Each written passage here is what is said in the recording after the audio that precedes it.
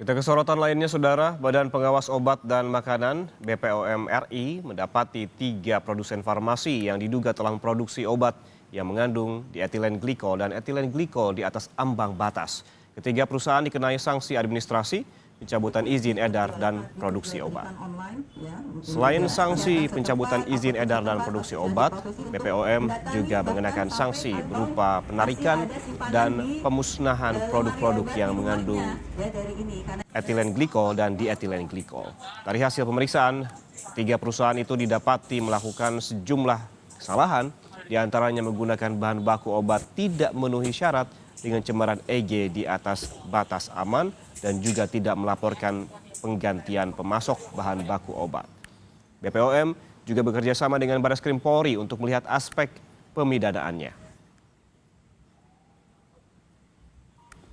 Kami juga telah menemukan perusahaan atau produsen produk farmasi yang memproduksi sejumlah sirup dengan bahan baku propilen glikol yang tercemar EG dan DEG yang jauh melebihi ambang batas yang dibolehkan, ya, sehingga ini masuk ke arus penindakan. Ya.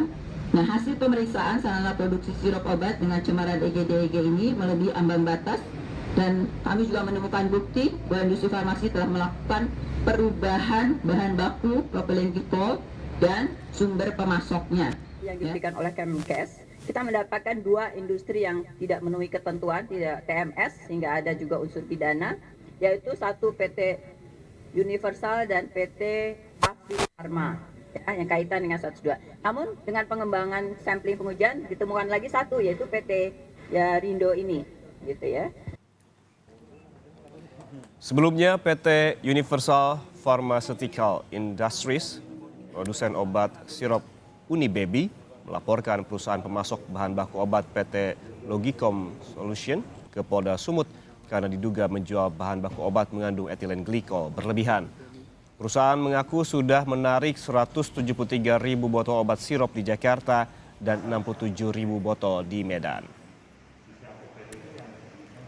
Kami melaporkan penyalur bahan baku PT Logicom yang telah memberikan bahan yang kami anggap sebagai bahan baku melewati ambang batas aman karena kami menguji sampel tersebut.